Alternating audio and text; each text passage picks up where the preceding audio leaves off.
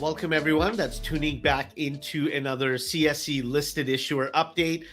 Today, I am talking to James Cross. James is the president and CEO of EPR Resources, Inc. This is a company that's developing graphite resources for the emerging electric vehicle market. James, thank you so much for your time. How are you? Doing well. Thanks, Anil. Thanks for having me on. Yeah, of course. So, James, I want to start this conversation off by talking a little bit about the current global graphite production. Yeah. What's happening in this space, and where's a lot of the supply coming from? Well, at the moment, a lot of the supply is coming from China, which is common to many critical minerals. Global production is about 1.1 million to 1.2 million tons, depending on which source you look at. Okay.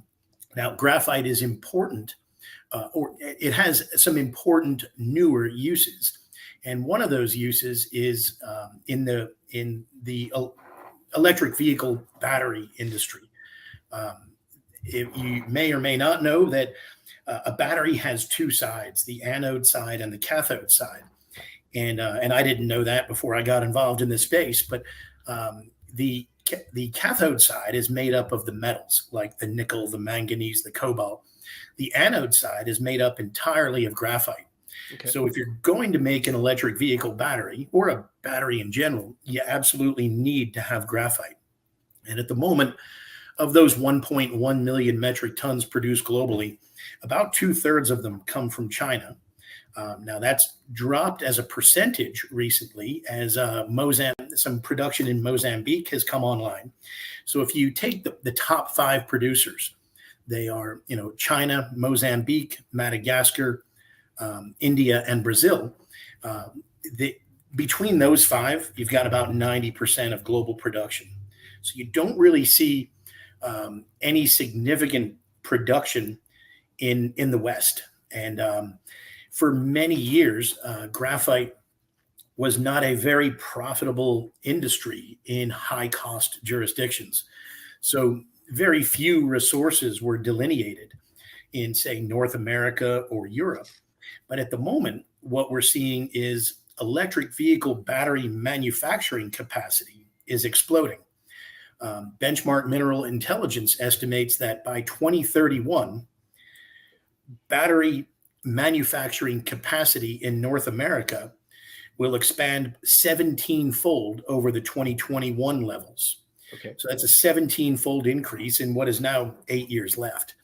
And remember, if you've spent billions of dollars to erect these huge factories, you absolutely need graphite to fuel the manufacturing, or it just doesn't happen. I really appreciate that insight. That gives us a nice inside look into what's actually happening globally. And I remember you saying that there's a lot more graphite that goes into one of these lithium-ion batteries and that's needed than lithium and other minerals. Yeah, that's right. If you take a typical electric vehicle battery for a larger sized car, like a 4-door, comfortable car, you're looking at about 100 kilos of graphite in that battery. And that would be compared to about 6 kilos of lithium in the same battery, okay, or 32 kilos of nickel. So graphite is the largest material component of an electric vehicle battery. That seems to not be talked about as much. It doesn't get talked about a lot. Now, I don't know why that is. One possible reason is the name of the battery is lithium ion. So the assumption generally is there must be a lot of lithium. Yeah, and there is lithium in it, but it's a much smaller percentage than graphite or some of the other metals. Now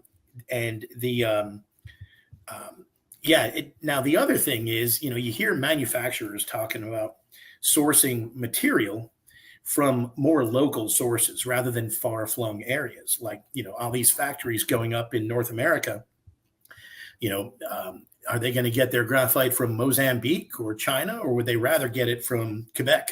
Graphite is the largest material component of the battery, and another potential reason that the manufacturers may not mention it very much is it truly is their weak spot. if you have a real problem, you might want to pretend the problem is something else that's much more fixable, like nickel or lithium or something like that. So correct. that may be the reason they never mention graphite or rarely mention graphite. So this is where you and your team come in. You guys are focused in the province of Quebec. James, why don't we start off, or why don't we give our audience a little bit of an introduction to your company, ePower Resource? What do you guys do in Quebec? Well, we're in the business really of finding or discovering and delineating graphite resources in the ground. We know these vehicle battery manufacturers are going to need it for the factories they've already spent billions starting to build.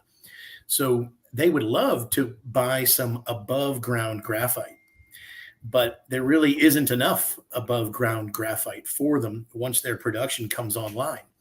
So the next logical place for them to buy it is while it's still in the ground. So our business is all about finding places we know there's graphite in the ground. Now that may or may not be a delineated resource, but we know there's graphite there. And then we'll either stake or buy some mineral claims around that mineralization. And then we want to delineate and develop that graphite resource and also de-risk it as much as possible so that a vehicle battery manufacturer could come in and buy it from us. And therefore, we're monetizing the project. And we want to repeat this process as many times as possible. Okay. And now we're not trying to become anything other than a graphite exploration and development company. Many of our peers in this space have branched out into manufacturing battery anode material, which is the product that comes from the graphite downstream in the battery supply chain. And we don't ever intend to do that. We feel that if we were going to do that, we'd have to do private placements for $100 million rather than $2 million. So we want to stick with a traditional exploration and development model and repeat that monetization process as much as we can. Okay. Now, James, talk to us a little bit about the region of Quebec that your project is in and why it's so important for our audience and investors to pay attention to. Yeah. Well, our flagship property, the Tetepisca property, sits in what is called the Tetepisca Graphite District. It's in the North Shore region of Quebec, about 215 kilometers north of Baie-Comeau. And now the Tetepisca Graphite District is the highest grade known graphite district in all North America. Okay. And to give you an example of how high grade a typical graphite mine globally might produce at a grade of somewhere between 2 and 7% graphite, whereas in the Tetepisca Graphite District, resources of 10, 15, and 25% are present. So it is the highest grade known graphite district in North America. And you guys have a drill program that's been planned for the upcoming months. We do. We actually intend to start right around the end of June. We want to drill somewhere between 3,000 and 4,000 meters. And the purpose of that drill program is to determine which of the 5 target areas we've zoomed in on is going to be the most conveniently delineated and developed world-class size graphite deposit. So we have 5 target areas, all of which we believe could or have the potential to be a world-class graphite deposit. But we want to pick the low-hanging fruit first. And the purpose of this program is some short drill holes to determine which of those 5 is going to be our target for the next drill program, which is all about resource delineation. James, why don't we take a step back? Let's talk a little bit about maybe your background. How did you get into this space and some of your key team members that you've brought on board to help this project succeed? Yeah. It all started really in 2018, I guess late summer of 2018. And my business partner, Peter Danielson, who is Swedish but lives in Switzerland, he has a following of investors and has done a lot of resource deals before, and is a former private banker and has been on his own since the mid-90s sometime. He called me and said, he was getting calls from his investors and said, what can we do in the resource space around electric vehicles? So from there, we went to work on determining which, if any, of the material components of an electric vehicle battery would be most likely to run into a supply crisis. And the conclusion we came to, unlike many companies, is we thought graphite would be most likely to face a supply crisis soonest. And we formed this company in October of 2010, and it was privately funded from investors, virtually all European investors, mostly from Sweden, Switzerland, and Germany. So we were private from October of 18 till January of this year. And then we listed on the CSE. So James, why don't we talk a little bit about, what makes you, your team, and your project stand out from some of your peers that might be in the same region? Well, I think the number one thing is our business model. We are an exploration and development company. And one of the things that most graphite companies in, we'll call it the Western world, especially the listed graphite companies, the graphite resource companies, one of the things they've done in many cases is drifted downstream. In other words, they're not only trying to show they have some graphite in the ground, they're trying to become a battery anode material manufacturer. Interesting. And we're not going to do that. Instead, we just want to show the graphite is in the ground, show that it's mineable and could be appropriate for the manufacture of somebody's batteries. And now you could call it a bit like the discovery and development model for a gold company. A junior gold company may just say, all right, now we've got 2 million ounces in the ground. Let's hope a major takes us over.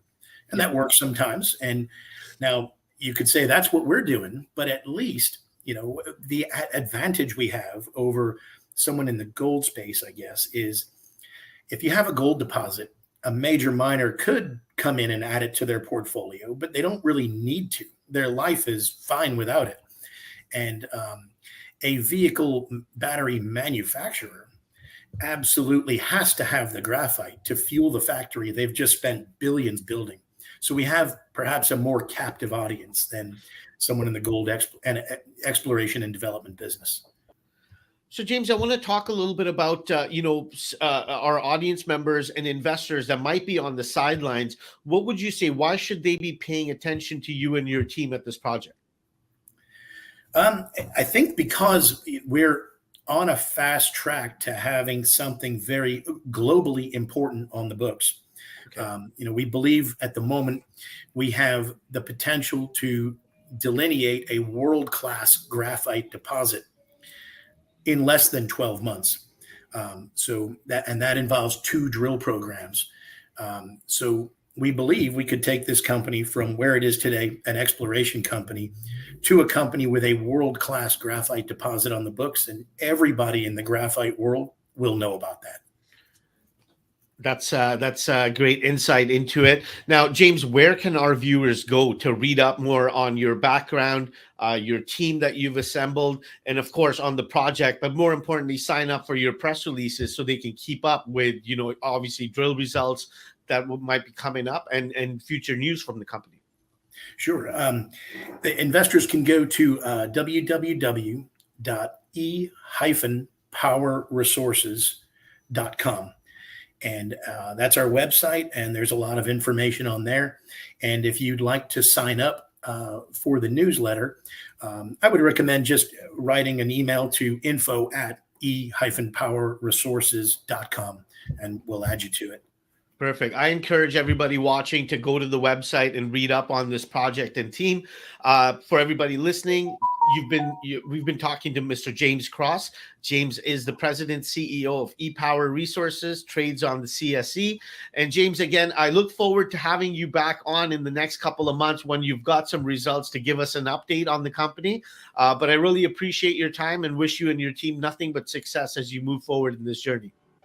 That's great. Thanks a lot, Anil. And thanks to everybody out there for watching. Perfect. Thank you, James.